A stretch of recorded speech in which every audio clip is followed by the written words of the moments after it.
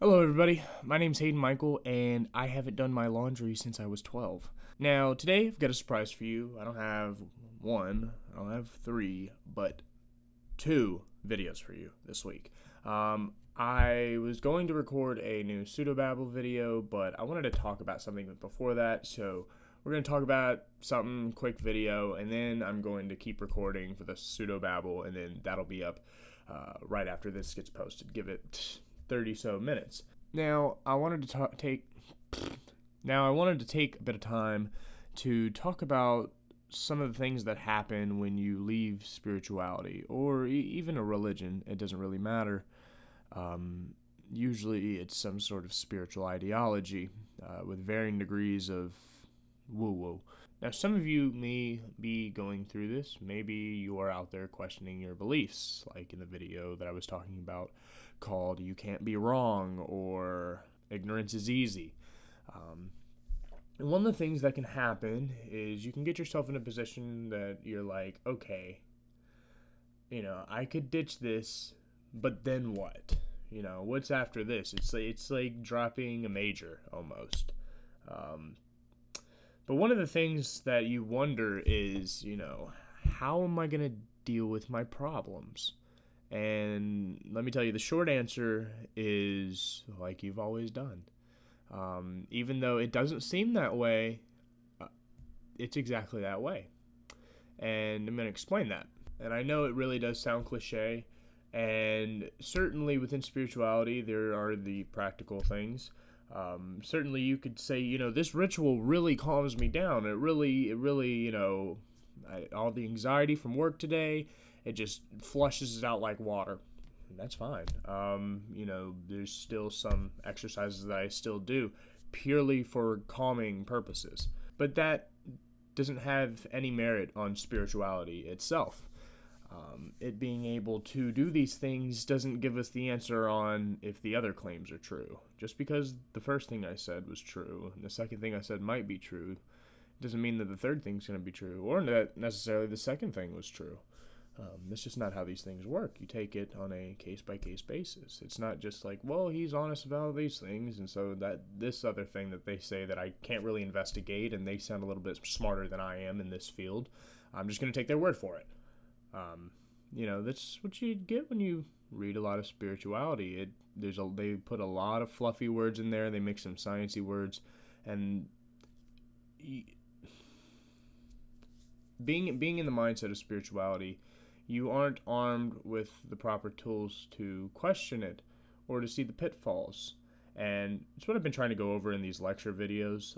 I've gone over a few things. We're also going to go over a little bit of the misconceptions about skepticism in this video too. Because technically, if you think about it, everybody's a skeptic towards something. The hard part is applying the same skepticism that you do towards those things to your own beliefs. And that's where the great change comes. But one of the things, as the topic of this video is supposed to be, is, whenever you leave spirituality, how am I going to solve my problems? And the thing is that spirituality does a good job of being this false comforter. And you say, no, Hayden, it really does comfort me. As I said before, this ritual literally calms me. Yes, but it certainly does get stretched a lot.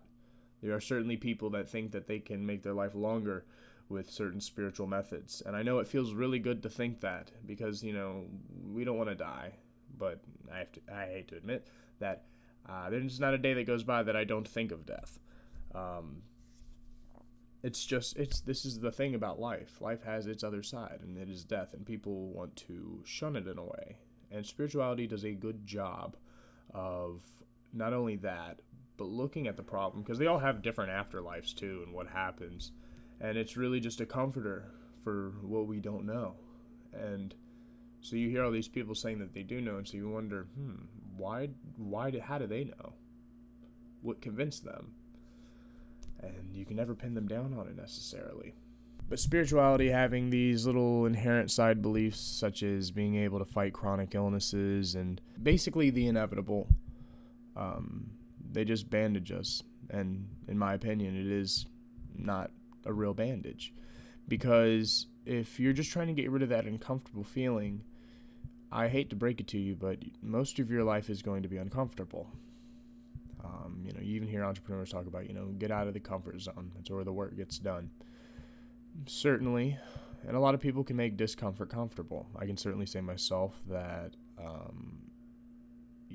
from my position, it makes me happier finding comfort in discomfort, meaning not hoping to be comfortable, not hoping to wake up the next day and feel better, because in my opinion, my little philosophy, it's your expectations about how the day's going to go that can really just make it bad, but it can also make it good. But either way, back to discomfort. Every position has comfort and discomfort. It's always going to be a thing, and we always view switching sides as the discomfort. A lot of people, I can attest for this. When I was in spirituality, looking at being in a position of non-belief was a little nerve-wracking, As I said, the first question is, how am I gonna solve my problems like I've been doing? I'm gonna tell you, it's the same as you've always been doing. It's like Dumbo and the feather. And if you're worried about the discomfort of not believing, if that's the thing that's keeping you from transitioning, and let me tell you, it is just a transitioning feeling, and then it goes into its own kind of position where it has its comfortable and its uncomfortable side. But let me tell you, wouldn't you rather have true hope than false hope?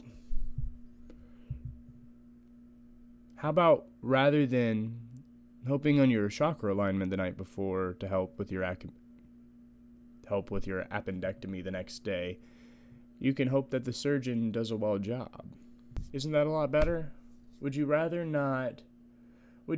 hope that your prayer might get rid of or might bless your food, it might make it cleaner? Or would you rather hope that kitchen's run correctly and that things are clean and people aren't cross-contaminating tongs and all kinds of different things and touching the salmon with the steak? Would you rather not hope on real things? Because there's no magical fix for bacteria as far as I'm aware. And I would so much rather hope that people have their shit together rather than people falsely hoping that these things will get their shit together. Because as far as I'm aware, all we can see is the action.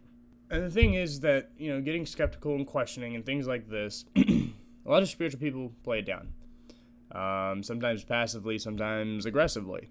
They play it down like it's this bad thing, like, oh, like they can't believe, they just don't understand, and they're mad. It's like when Christians say that people who aren't Christian are just mad at God. But let me tell you from the outside looking in, this seems like, imagine being a freshman in high school again. It seems like the teachers got this event together, and they take you to the gymnasium, and all the seniors are there. And there's tons of booths set up everywhere, just kind of like career day. And every booth has a pair, sometimes a few seniors at it, and each one is saying something different that has to do with your school or people that you know or the teachers and stuff going on. And they're at varying levels of crazy. Now, you walk around and you get to hear everybody's claims, and you kind of find out that you can't prove them right or wrong. And so we come into this gymnasium and we feel as if we have to pick something. We feel as if someone in there must be right. Let me tell you, not everybody can be right, but there's a good possibility that they could all be wrong. So how do we do this? Well, instead of wasting time believing different things to find different things and going from each one to each one, because as many contradict themselves, so as you're doing one, you kind of fuck the others up. But we step back, and they all claim that they're right. Yes, Miss Judy is sleeping with the gym teacher. Yes, the principal has been smoking weed in the auditorium. We step back. We're like, all right, so you think that happened. I want to know why. I want to know how you came up with that conclusion. Because you're convinced about something that I don't know how somebody could be convinced. Now, I know being in that position what it felt like, but let me tell you, it was based on a ton of bad reasoning. And many spiritual people do not like being questioned. They just kind of like, oh, if it helps, it helps. Or, everybody just do their own thing, and they just kind of dismiss it. No, stop it, please. please. You can't stop me from talking from this YouTube video. You can only kind of cut me off and turn off the video. But we have to think about these things. We don't have to walk into the gymnasium and think, well, we have to pick something. Someone might be right. And it feels good. Oh, man, it's that juicy stuff in life, man. Oh, man, what if Principal Lyons was actually smoking weed with Miss Deborah in the auditorium? Oh, my gosh. There's a lot that we want to believe, and there's some that we don't want to believe. There's something we want to push down. But how do we know which ones are right? We have to step back, and we have to let them show their worth. As far as I'm aware, none can do this. And sure, they do make their life analogies, and they put things in a practical way, kind of like the New Age does. But this doesn't tell us on if their claim is true. They talk about the principal smoking weed in the auditorium, and they're like, well, you know, people smoke weed and this and that, and it never ends up adding up. It's like, if I was telling people that I saw two teachers sleeping together, if I was convinced that well, first of all, if I was going to say that two teachers were sleeping together, I'd have to be pretty convinced to do that. I'd have to know firsthand knowledge or have a really, really, really good witness, in which I would pull them in and be like, all right, how do you know? So then I get down to it, because when I'm questioned on something that I'm like, you know what, now that I think about it, I don't know why I believe it. I drop it. That's the most honest thing you can do with yourself. And it doesn't feel good, but this is a part of growing up. When you find out Santa's not real, it sucks. Find out the Easter Bunny isn't real, it sucks. But the presents are still there. The magic's gone, but it's still the same. And sure, you could say, but it totally feels better with Santa. Let me tell you, if you grow up thinking that Santa's real and on Christmas Day you hear something rumbling around your house, you're not going to think to get up. You're going to let whatever robber's out there actually rob you, because if Santa's not real, it's not Santa.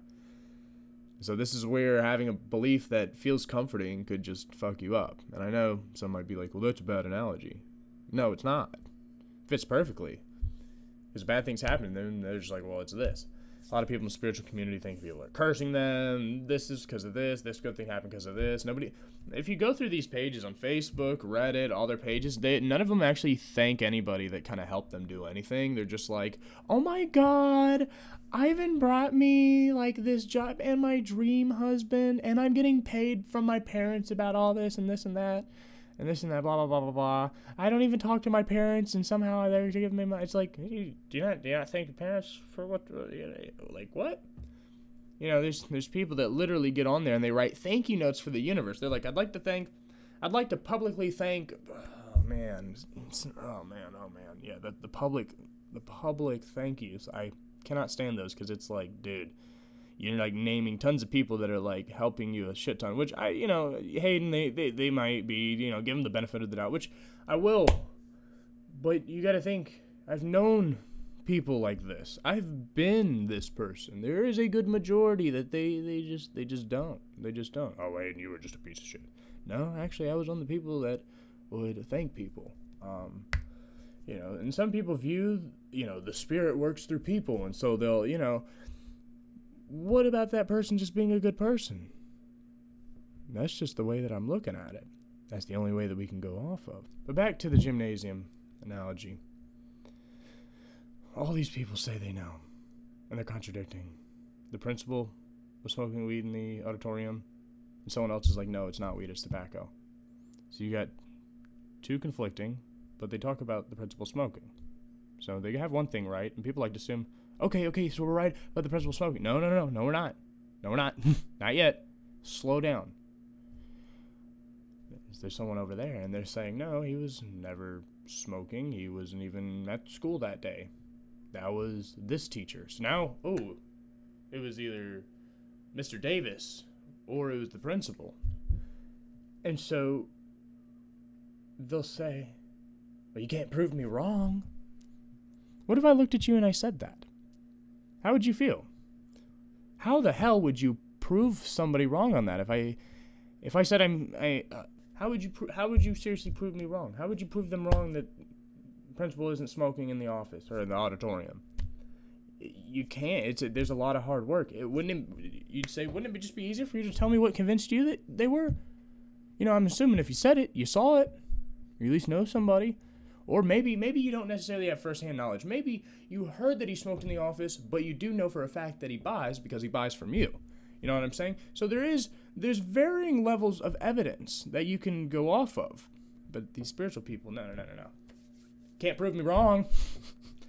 David Miller's pulled this. Frederick Xavier's pulled it. All of them pull it. It's like when they pull that up, it's done. The conversation's done for. They're not going to get it. They look past it and they get very cranky because they think that you don't believe. They think you're trying to prove them wrong. No, you're just holding their feet to the fire so that they give you the goods and not just the emotional triggering shit that they give the audiences that just eat this shit up. Because that's why they only speak to their audience. They don't want to speak to my face. I try to, but they don't, because they know that shit won't fly with me. I will hold their feet to the fire. And so they pass it on to their audience in a way. Yes. Mm-hmm. And it's a load of utter bullcrap. You can't prove me wrong. Oh, dude, that is so... And here's the thing. Even when I was a believer, right? I believed in... I came from... The last perspective I came from was an occult perspective. Magic, manifestation, things of that nature, elementals, you name it, blah, blah, blah. And from that position, I remember having some real questions about things, and then you'd ask, and they would treat me like I already was some debunker skeptic, which that's a term that I'm going to bring up in another video. But you'll notice how they treat you. If you're still a believer out there and you have real questions, go and question them. You'll see how much of a religious zealot they turn into, a cranky little bitch. And that's one of the things that kind of propelled me from spirituality. I know I talked about I couldn't uphold it, but in my search to try to uphold it and to find people smarter than me, because I would ask the questions that I had for myself that I couldn't answer, and then when they couldn't answer, they're just they'd get cranky.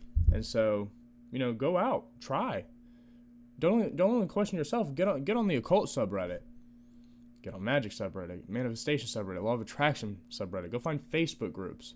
And let me tell you, the Facebook groups, they will kick you off faster than ever. I am not kidding. They are like cults on there. We go over pseudobabble. There's a ton of screenshots. I have a couple thousand screenshots. We'll eventually go over all of them. I don't know how that's going to happen. We might do a marathon one day, a fucking 10... Actually, no, I'm about to scare all my subscribers away. But I want to get this wrapped up because I do want to get into the pseudobabble because I only have about an hour and a half of recording time. We're already 22 minutes in, and I need a good hour for those videos. But let me bring up... let's say I had sex with your mom while your assumed father watched. And I'm your real father, and the family has been conspiring against you to keep it a secret. And even if you go and, you get a DNA test with your dad and it shows that, I'm going to tell you that, no, they just sneak me in the back, and I give them my DNA to form off as your dad. Oh, but my dad looks like me. Oh, well, as you grow up, we have been making him look more like you as you grow up and doing the opposite to me. Prove me wrong. That's literally what spiritual people do, because they're claims that might be true. Sometimes can sound reasonable, but they can't prove it right. But they're like, "Oh, prove me wrong." Let's say I'm having sex with. Let's say I'm having sex with your boss or something right now. Your first thought should be, prove it. Prove it. And I'll be like, you can't disprove me. I'm right. Got him. It's funny how people literally eat that shit up. Because, on Facebook posts, I'll literally be talking to people, and everybody, you can't prove it wrong. You can't prove it wrong, Hayden. Or they call me Michael on Facebook because my name has to be Michael Hayden. Otherwise, Facebook takes me down. But before I go, I've only got a few more minutes, I want to bring up something because this works as a really good analogy. And I don't want to make light of this story because it's really fucked me up ever since it happened. So about a week ago, I was driving down John Rice here in town, and somebody had walked out into the road trying to kill themselves. It was not a good night. It was a very long night. I had to call the cops, and it was a big load. Very glad that she got the help and the ambulance took her to the hospital. It's fucking great. But the thing is that let's look at a situation like this, because I want to use a real situation, because people, you're using hypotheticals. You know what? I'm going to use a real situation, a real hard life situation. Who knows? Somebody might look at that and be like, look, like, isn't God amazing? He brought that car to go around you right at the perfect time and to call the cops at the right time, and he was there. God made it perfect. And, funny enough, God brought an atheist to help out. But what's funny about that night too is I was wearing my cult music sing-along shirt, and I didn't realize it until like after I'd already been talking with the cops for a while. And it's just a big pentagram and these like cultist kids like around the like circle playing music. But somebody would probably say, like, hey, isn't God great? He did that. But what if I was like, no. I'm gonna take this to a very egotistical way, because that's how a lot of people are in the magical community. No. Funny enough, I was looking through my notes, and I do some Saturnian magic to keep me out of legal trouble. And, it was the magic that helped me get around that, because I would have been in prison if I had hit her. And you see that that's a lot like all their situations. They're not thinking about people. They're not thinking about things happening on the surface. It's always like some fucking crazy, like, because it makes life cooler. I'm not gonna lie. Doesn't it make life cooler? Seems like it does, but I don't know, man. Time to grow up. But what if I was like actually gonna claim it was just Saturnine magic? Your first thought should be, prove it, Hayden. And if I said I can't, or if I said, well, guess what? You can't prove me wrong. Or if I said, well, I did magic for it, and then in that situation, I didn't go to prison. So, duh. You should ask me, how did I make the connection? How did I rule out that it was just me seeing the person? I gotta end this video. I want to get into a lighter note. After this, just go right over to the pseudo-babble video, and we're gonna have a good time. Either way, I will for you all to prosper, and if you like this video, subscribe below, and have a great day.